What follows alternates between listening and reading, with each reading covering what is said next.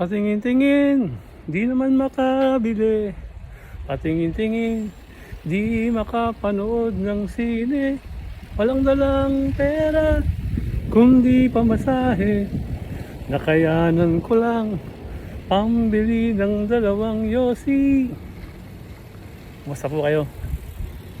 Eto, pauwi na tayo. Tapos na naman ng isang araw. At mamayang gabi ulit, 11 ang pasok natin. Nakakamiss lang yung kanta na yun, lalo ngayon wala pang sweldo. Sana po nasa mabuti kayong kalagayan. At ito tayo, pauwi na tayo, nagbabike tayo para makatipid sa pamasahe. Exercise na rin. So 16 years na po natin ginagawa itong ganito na bumabiyahe na pang umaga ko ha. Mamayang gabi magti-train tayo papunta lang sa isa kasi medyo malayo. So dito muna, mag-ingat po kayo palagi. Salamat po.